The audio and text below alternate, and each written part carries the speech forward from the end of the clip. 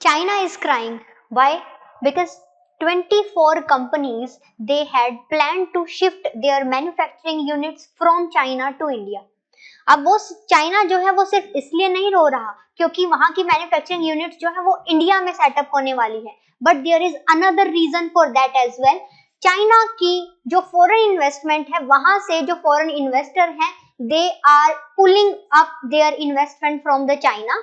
And हाल फिलहाल में आप देखिए, there is a record $15 billion pulling up of the investment from China. And ये सिर्फ और सिर्फ अप्रैल टू जून जो क्वार्टर है उसी में देखने को मिला है.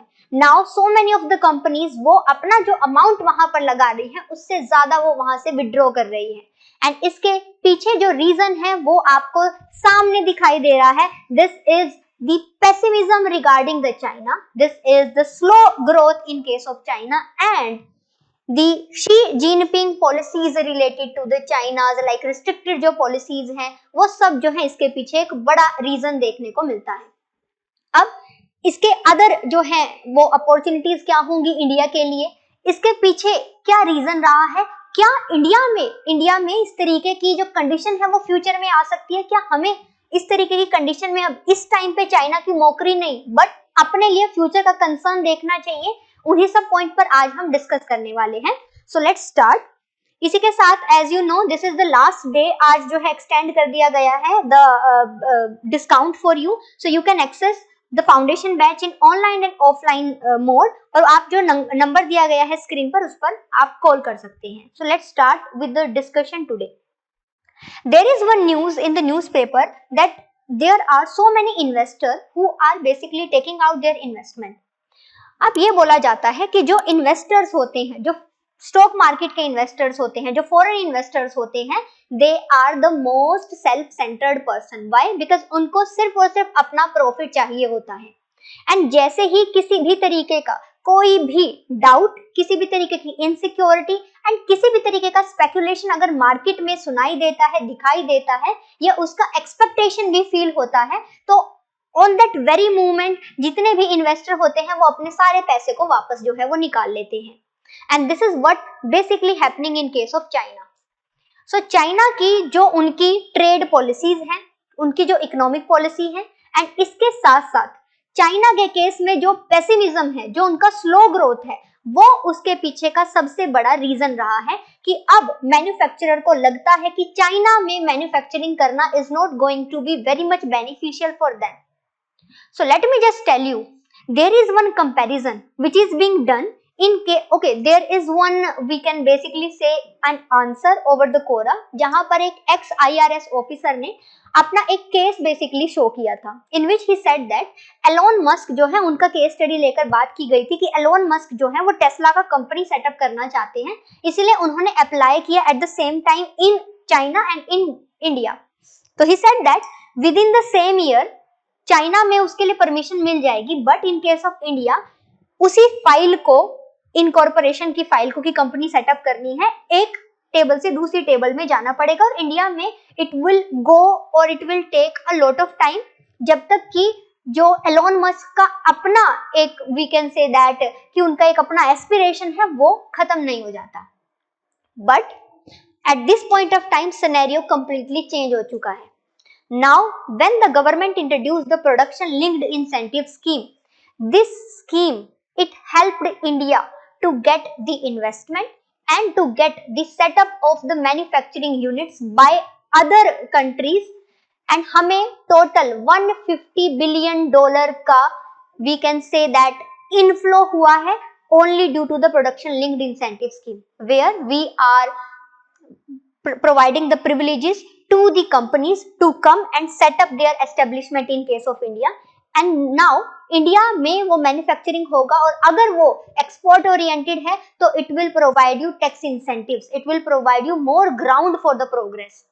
So that's why India का product linked incentive scheme is a biggest challenge for China. But China वो challenge को तो तब लेगा जब चाइना अपनी weaknesses जो हैं उनको वो थोड़ा बहुत कम कर पाएगा, एंड उनकी वीकनेसेस का जो सबसे बड़ा रीजन है that is the leader of the China, the Xi Jinping and his policies. So Xi Jinping, he is having anti spying law, he is having hostile relationship with the US.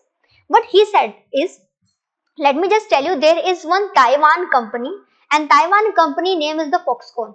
So Foxconn is basically a manufacturing unit which is also creating the mobile units and manufacturing assembly, वो सब कर रहे हैं. So the Xi Jinping का anti spying law, it restricted the Taiwan company Foxconn of using the USA chip. क्यों? क्योंकि उन्हें लगा कि USA की चिप यूज करके अगर आप हमारे जो है इक्विपमेंट्स को बनाओगे, किसी न किसी तरीके का डेटा लीकेज हो सकता है from China to the USA, जो कि चाइना नहीं चाहता है. And only because of that it is being said that, और ये बोला गया कि अब फॉक्सकॉन जो है, चाहे उन्हें किसी भी तरीके की मैन्युफैक्चरिंग करनी हो तो उन्हें चाइना बेस्ड सप्लायर से ही रॉ मटेरियल लेना पड़ेगा. ये एक सबसे बड़ा सेटबैक हुआ. And now let me just tell you, Foxconn Taiwan की जो मैन्युफैक्चरिंग कंपनी है, they had plan to set up one unit at the Tamil Nadu. वो 1.5 बिलियन डॉलर का अपना एक सेटअप लगाने के लिए तमिलनाडु में वो रेडी हो चुके हैं. दे आर प्लानिंग कि वो इसी ईयर के एंड में वो अपना सेटअप कर देंगे. So this is how we can say that कि this is not because India opportunity जो है वो प्रोवाइड करवा रहा है, दिस इज बिकॉज चाइना की अपनी वीकनेसेस है जिसकी वजह से ये हो रहा है. Another factor regarding this is the slow growth of the China. China में जो जीरो कोविड पॉलिसी जो है वो यूज की गई थी, और वहां पर जो जिस तरीके के रिस्ट्रिक्शंस रखे गए थे उसकी वजह से वहां पर जो है स्लो ग्रोथ देखने को मिला. एंड अभी भी आप देखोगे जो चाइना की मार्केट है उसमें पेसिमिज्म आ गया है. पेसिमिज्म इज बिकॉज ऑफ कि उनका पॉपुलेशन डिक्लाइन हो रहा है. Another reason for that is वहां पर लेबर अवेलेबल नहीं है, एंड बिकॉज ऑफ दैट वहां वेज हाइक हो गया है. साथ ही साथ में चाइना के जो उनके प्राइम मिनिस्टर है, प्रेसिडेंट है, उनकी पॉलिसीज दैट कि अब आपको अपने ही इंडिजीनियस सप्लायर का मटेरियल यूज करना पड़ेगा, चाहे इससे आपकी कॉस्ट ऑफ प्रोडक्शन हाई हो जाए, उसके बावजूद भी आप उसी को यूज करोगे. That is also one of the biggest reason behind the pulling out of the investment.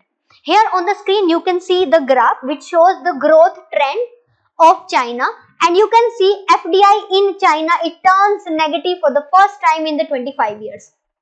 China की जो GDP ग्रोथ है it is around 3%. There is one expectation that next year it would go and it would rise around 4.2%, then 5.2%, but वो भी बहुत कम होगी. जहां India आज 7% की ग्रोथ पर जो है वो सेट हो रहा है, we are the fastest growing economy, वहां चाइना हमारे साथ कहां कंपटीशन कर पाएगा. एफडीआई के केस में भी अगर आप देखो तो एफडीआई के केस में आपको 2023 में लोवेस्ट ट्रेंड देखने को मिल रहा है. एंड दैट्स हाउ, इसी की वजह से जो चाइना का ग्रोथ मार्केट है, उनका जो एफडीआई है वो भी कम से कम देखने को मिल रहा है. This is also one of the biggest reason. Now what we are going to do is we would classify all these reason one by one and उनके बेसिस पे हम जो है वो देखेंगे. इसके अलावा अगर आप देखोगे एप्पल कंपनी जो है उन्होंने अपना 20% of the work, 20% of their production, their assemblies, everything they transferred to India, and now India is providing a large chunk of their manufacturing, and उसकी वजह से इंडिया को वो जो बेनिफिट हो रहा है in terms of the product linked incentive, in terms of the GDP contribution, that is on the rise. Another thing अगर हम यहाँ पर देखेंगे तो सबसे बड़ा जो इसके पीछे रीजन देखने को मिलता है that is चाइना जो है वो अपने सीक्रेट लॉ जो वो डिप्लॉय कर रहा है ओवर दीज कंपनीज, ये सबसे बड़ा जो है चैलेंज निकल कर आ रहा है, और उनका जो एंटी स्पाई लॉ है वो भी एक सबसे बड़ा चैलेंज निकल कर आ रहा है. इसके अलावा अगर हम पाएंगे so there are some internal company obligation, there are some government agency responsibilities which are causing the Chinese, like which are causing the foreign companies who are set up in China कि वो उन सब restrictions की वजह से अपने production को अपने कॉस्ट के बेसिस पे नहीं फॉलो अप कर पा रही हैं. The communist policies of the China, they are also a roadblock for these manufacturing units. That's why they are not feeling like profitable and they are taking out their investment out of the China. Another reason अगर हम देखें कि अब China में ये slow growth जो है वो क्यों देखने को मिल रही है, सबसे बड़ा उनके लिए चैलेंज है, that is the demographic challenge. In case of the demographic challenge, it had been noticed that कि वहां पर चाइना में अब एक पॉपुलेशन स्लो डाउन जो है वो देखने को मिल रहा है। अनदर थिंग इज दैट कि चाइनीज जो कंपनी है, चाइनीज कंट्री है, दे बोथ चाइनीज कंपनी, जहां हम गवर्नमेंट कंपनीज की बात कर रहे हैं, एंड चाइनीज कंट्री, उनके बारे में जब हम बात कर रहे हैं तो they are having large chunk of the debt and there is having a high level of corporate and local government debt, जिसमें हम Chinese companies and Chinese countries के बारे में बात कर रहे हैं। This is also one of the biggest reason for them. Another reason is there is regulatory crackdown and economic regulations which are not going up to the frame, and biggest reason इसके पीछे ये माना जा रहा है कि वहां पर रियल एस्टेट के जो प्राइसेस है वो बहुत नीचे स्लो डाउन देखने को मिल रहा है। Now just tell me, a person who had invested their money in the real estate with the expectation that in the coming future, because अगर वो पैसे को अपने पास रखते हैं तो उसकी वजह से, इन्फ्लेशन की वजह से उसका वैल्यू इरोड हो जाता है, that's why they used to invest their money.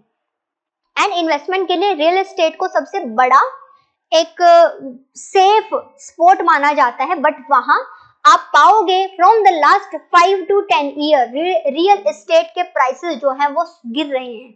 एक पर्सन, लेट अस सपोज, उसने जो है 10 करोड़ रुपीस का एक फ्लैट बाय किया था, आज उसकी वैल्यू उसे जो है 1 करोड़ के आसपास देखने को मिल रही है, जो कि एक बड़ा सेटबैक देखने को मिल रहा है।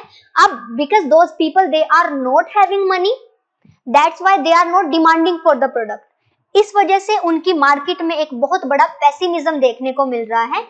और इसके अलावा एक जो सबसे बड़ा रीजन है इस पेसिमिज्म की वजह से, अराउंड 2018 में so many of the automobile companies they shifted their outlet at China because they feel like कि वहां पर हाई पॉपुलेशन की वजह से एंड यूसेज की वजह से राइज देखने को मिलेगा। But now the policies of the like climate change based policy, the go green type of policies of the Xi Jinping, they compel the citizens to buy the electric vehicle, and because of that, और another way is क्योंकि वो Tesla को भी एक ground देना चाहते थे, इस वजह से ऑटोमोबाइल कंपनीज जो हैं उनको एक बड़ा सेटबैक देखने को मिला, एंड इस वजह से भी अदर कंपनीज जो है ऑटोमोबाइल कंपनी वो भी अपने आउटलेट को चाइना से शिफ्ट करना चाहते हैं। So that's why the biggest reason for this is the weaknesses of the China. Another factor की अगर हम बात करें, so there is one European chamber of commerce which is setup in the Hong Kong. So European chamber एक organisation है, इन्होंने सर्वे किया और उस सर्वे में उन्होंने पाया that 2/3 of the 570 companies they said that it is very difficult for them to do business in China। Earlier time period में जब उनसे सर्वे किया गया था उस टाइम पे ये रेशियो जो है वो कम था, बट अब 570 कंपनीज में से 2/3 कंपनीज का मानना ये है कि चाइना में इस पॉइंट ऑफ टाइम पर बिजनेस करना। इसके अलावा they also said that कि it is too difficult for them always to obey the indication, always to obey the law made by the authorities, because authority law बनाती है, उनको अपनी policies को उन्हीं के अकॉर्डिंग चेंज करना पड़ता है। This is also very much difficult for them। इसके अलावा they also said that कि जो गवर्नमेंट की एंटी स्पाइंग पॉलिसीज हैं उसके केस में वो शी जिनपिंग जो लीडर है उनकी तरफ से जो ऑफिशियल्स है, अथॉरिटीज हैं, किसी भी कंपनी में जाकर किसी भी तरीके का चेकिंग, किसी भी तरीके का क्लेम जो है वो करने लगते हैं, एंड उसी की वजह से उन कंपनीज को फील होता है कि उनकी सॉवरेनिटी, उनकी प्राइवेसी जो है वो इन्फ्रिंज हो रही है। As you can see, as per the EU chamber their survey, they said that कि government banned using product from the biggest US maker like the memory chip, Micron Technology, and now जो company manufacturing कर रही हैं वो इनको use नहीं कर सकती है। इसके अलावा उन्होंने ये भी बोला दैट कि एविएशन, एरोस्पेस में भी कंपनीज को लग रहा है कि चाइना में कोई फ्यूचर नहीं है, इस तरीके का पेसिमिज्म जो है वो देखने को मिल रहा है। ऑल्दो पहले के टाइम पीरियड में चाइना को टॉप इन्वेस्टमेंट डेस्टिनेशन जो है वो माना जाता था, क्यों? क्योंकि वहां पर कंज्यूमर मार्केट भी था बहुत बड़ा। बट अब जैसे जैसे जो है सिचुएशन चेंज हो रही है उसके बेसिस पे अब चाइना जो है वो एक ना तो इन्वेस्टमेंट हब है ना ही वो एक मैन्युफैक्चरिंग हब है। अदर देन दैट, इन्वेस्टमेंट अगर वहां से पुल आउट हो रही है तो वो कहाँ, उन्हें कहाँ डेस्टिनेशन लग रहा है कि वो कहाँ जा सकते हैं। सो मेजॉरिटी ऑफ जो वहां से इन्वेस्टमेंट पुल आउट की जा रही है, मेजॉरिटी देखने को मिल रहा है that majority of the companies अभी भी एशिया में ही है, बट उसमें देखने को मिल रहा है दैट कि सिंगापुर में सबसे ज्यादा जो है उन्हें सेफ स्पॉट लग रहा है। उसके बाद 43% of the companies they are moving towards the Malaysia and only 9% they are going to the Hong Kong. अब यहाँ पर इंडिया के लिए भी एक बहुत बड़ी अपॉर्चुनिटी है। इंडिया सिंगापुर और मलेशिया से अपनी तरफ उनको अट्रैक्ट कर सकता है। कैसे? सबसे बड़ा हमारे लिए जो एक बेनिफिट है वो है हमारे लिए product linked incentive scheme. And now yesterday on the Independence Day, our honorable Prime Minister, he gave another slogan, Design for India. Earlier it was Make in India, now Design for India, कि अब हम एक ऐसे manufacturing hub के base पर जो है दुनिया में इनोवेटिव वे शो कर सकते हैं कि अब we are going to design the product, we are going to promote the innovation, the design related things जो है in the manufacturing, it would promote new and new skill. Another factor जो है basically ये बोला जा रहा है कि जो हमारी ये 150 बिलियन यूएस डॉलर का हमें बेनिफिट मिला है प्रोडक्ट लिंक्ड इंसेंटिव स्कीम से, इसकी वजह से ये बोला जा रहा है कि इंडिया में 1 billion direct and indirect employment generate हुई है, which is a very big amount. उस बेसिस पे अगर हम जो है बोले हमारा एफडीआई जो है वो इंक्रीज हो रहा है। हम टॉप डेस्टिनेशन तो नहीं है, बट स्टिल हमारी जो सिचुएशन है वो इंप्रूव होती जा रही है। ट्रेड डाइवर्सिफिकेशन देखने को मिल रहा है। क्यों? क्योंकि अब इंडिया में आप पाओगे इलेक्ट्रिक व्हीकल के लिए भी बहुत बड़ी मार्केट है, ई रिक्शाज, अदर जो है एरियाज में इलेक्ट्रिक व्हीकल। इसके अलावा हमारे पास पेट्रोल और डीजल बेस्ड जो हमारे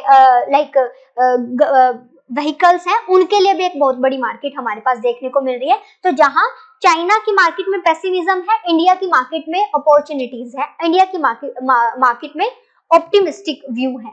सो that's how we can say कि ये एक जो है हमारा बेसिक व्यू निकल कर आता है। So there are so many opportunities in case of India, so it's up to us how we are going to grab those opportunities.